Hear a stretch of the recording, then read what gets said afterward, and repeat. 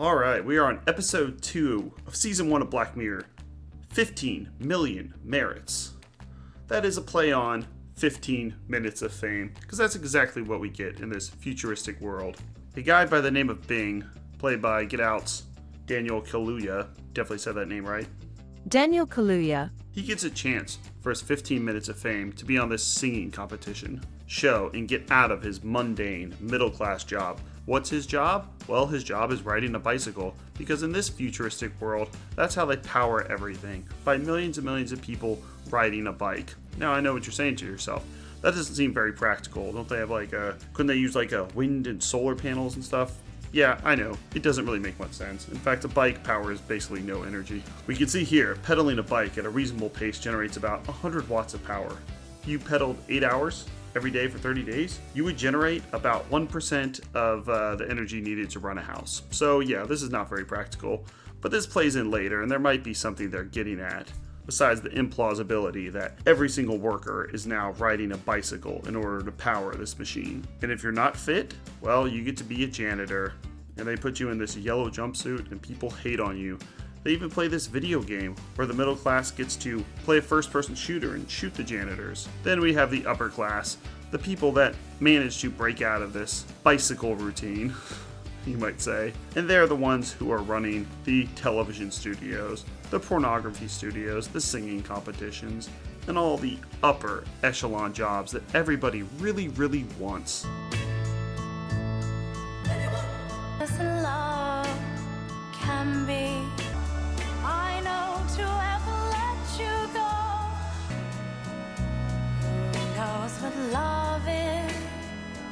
And the first thing you'll notice about this episode, it is a visual treat. And this really represents what the Black Mirror series is about. Episode 1 was really more of a thriller and featured very little science fiction. This one is complete science fiction, mixing in Charlie Brooker, who also wrote this episode, along with Konya Hogg. His sense of humor, which tends to be a bit amateurish. It reminds me of something like Idiocracy. People will ride these bicycles, and in front of them is a screen. And from there, they can choose the program that is set up kind of like an app store. You can do what I do when I go to the gym and ride the bike, where I don't watch television. I just choose a first-person view that looks like I'm bicycling around Venice. You can also choose to watch porn, which will come at you randomly, and also a game show where they throw things at fat people, because in this society, it's really bad to be fat. Charlie Brooker, creator of the series and writer of this episode, was definitely inspired by Idiocracy. This is exactly the type of stuff that Mike Judge showed on Idiocracy. Dumb game shows where people kick each other in the balls and fall down. Play on the society being dumbed down. And that's pretty much all Bing does all day. He rides his bicycle, watches a TV show, or sees a character of himself riding his bike in a virtual universe, and then he goes home into his very, very claustrophobic apartment that consists of a bed and screens all around him. His friend Abby, who also is a bicyclist, wants to save up 15 million merits to get on the game show Hot Shot, which is a playoff of American Idol and The Voice, but it's 2011, so it's really more akin to American Idol, with the judges being very similar to Simon Cowell, Randy, and Paul Abdul. Bing, being the good friend that he is, actually donates the 15 million merits to Abby so that she can actually audition for this competition, and we get to see her audition, and her singing is not too bad.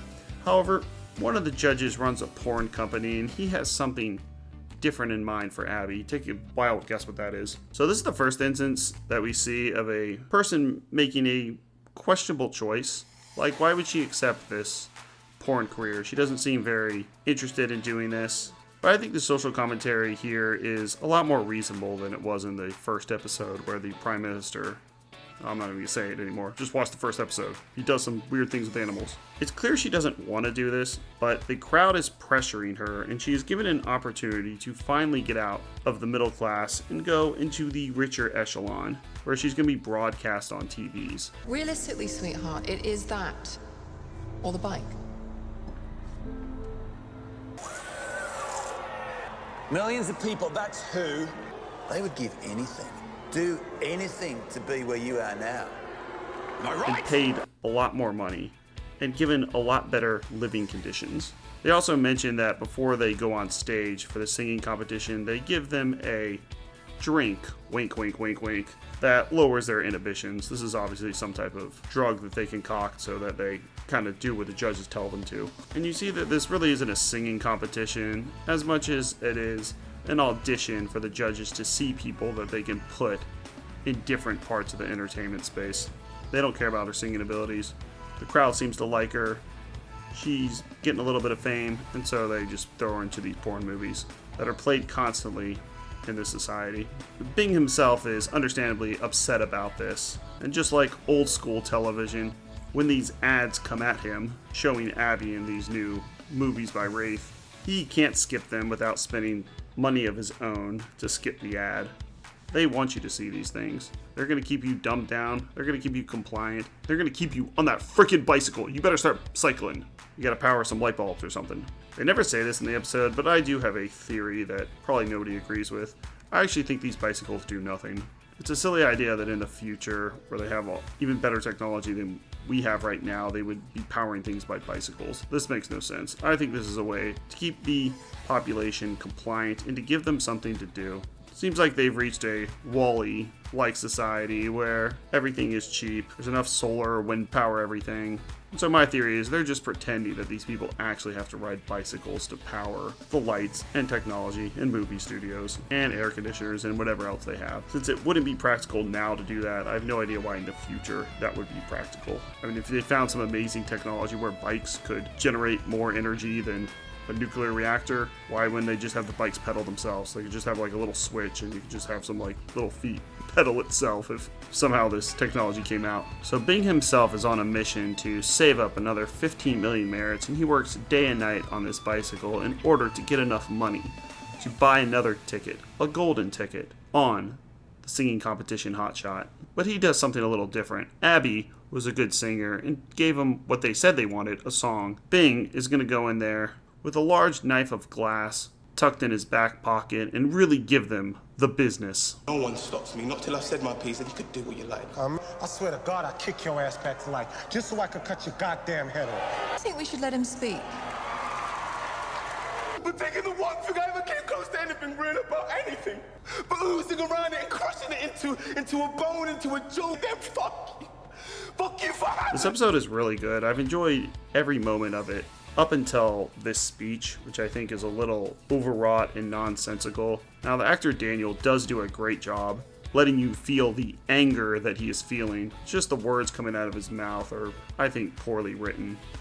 But the ending of this episode is really great. So if there was one low point in this episode, even though it's the most important, the climax if you will, it's the speech itself. He doesn't really say much of anything too poignant and is just sort of yelling at them. And considering how good the writing is up until this point, this does seem like a little bit of verbal masturbation on Charlie Brooker's part, trying to make the speech sound a little too intelligent, using large words that Bing really hasn't used up until this point, when the point could have been conveyed with the same amount of anger and malice, with a more directed speech. And what's the reaction of the judges? Well, what do you think? They love it. This is entertainment. We're gonna make you a star. And they offer him, just like they did with Abby, not a porn career, but actually a Alex Jones type conspiracy podcast. I mean, that's basically what they offer him. Hey, you can work like an hour a week. Just do that same thing that you did right there. Yell into the camera. We'll play it over all the televisions and make people watch it. And we're gonna make you not only a star, but give you tons of money and give you a much bigger place. Because as we saw before, his apartment, if you can call it that, is extremely claustrophobic, and they do that on purpose. They want you to be part of the top echelon. That was, without a doubt, the most heartfelt thing I've seen on this stage since Hotshot began! Am I articulating something we all, and I mean everyone in this hall, something we all agree on? I think I'm right in saying we do feel it. Even me. Now, Mr. Bing accepts this, and we see at the end that he does get his television show, and the system that he was fighting so hard against, he becomes a part of. Now, I think this ending is great, because it really is the most realistic thing that would happen. People always enjoy stories about someone who takes on the authoritarian government. You're the V for Vendetta. We're taking this whole place down. I'm killing him. I'm taking over, and we're going to give democracy to everyone. But that is really not a realistic scenario. and really isn't how people typically operate. Bing gave it his best shot, and the judges basically called his bluff. Said, "You're not going to do shit. How about this? We'll give you a podcast." And really, who wouldn't accept that? This is something that someone like Trump understands. You got this Kennedy running against you for president as an independent? Robert F. Kennedy? How about this? How about this, Robert F. Kennedy? Why don't you drop out of the race and endorse me? And guess what I'm going to give you? I'm going to give you a cabinet position. Are you qualified for this cabinet position? Doesn't matter. Kiss my boot. And guess what Robert F. Kennedy does? He drops out, never criticizes Trump again, and kisses his boot. And so I don't always agree with Charlie Brooker's commentary. It's very easy to, you're the rebel railing against the system, when the fact is, if you were given the option, you probably wouldn't. And that's real human nature. People tend to comply, especially if they're given money, fame, as I mentioned with politics, a political job. I mean, how many politicians change their beliefs, quote unquote, overnight because they're given a cabinet position? All of them. Virtually all of them do that. You might think, oh, that's politicians, they're corrupt. No, people do that as well. We've all worked at jobs where someone gets promoted and they kind of change. They go from being kind of cool to kind of a dick. They have this new position and they want to keep it, and they have a lot more power than they used to. So this really is a good commentary on human nature, and I think a lot more accurate than the first episode. Bing becomes part of what he hates, but at the same time, he really wasn't given much of an option, and the judges correctly called his bluff. And rather than having to kill him or having him stab himself live on television, they just decided to offer him a job. It also shows that this authoritarian government is kind of smart, where it doesn't want to seem like it's oppressing the people, it doesn't want to seem like you can't criticize the government. It wants to give you the illusion that you have free speech, that hey, you can just sit there and yell at us. I don't care. That's cool, man. I'm with you. Let's take down the system. Let's change it together.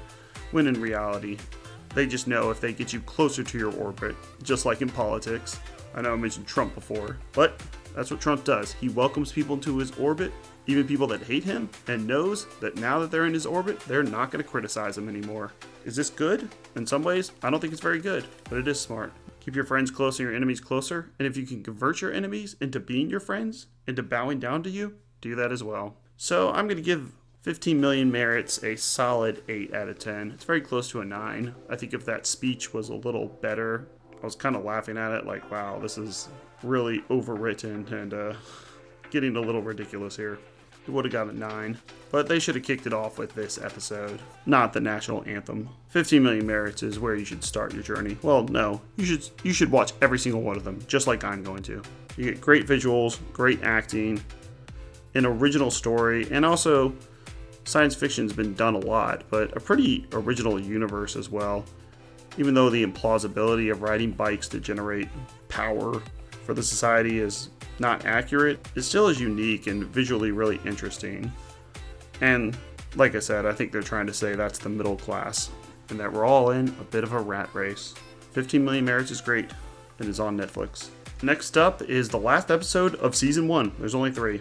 Episode 3, The Entire History of You, where you get a memory implant that records everything you see and do. And after that, we'll start Season 2, all the way until we get up to Season 7. Thanks for watching, and check out our playlist for all episodes of Cowboy Bebop, Monsters, which is finished, Fear Itself, which is finished, and Tales from the Dark Side. We're about halfway through. Thanks a lot.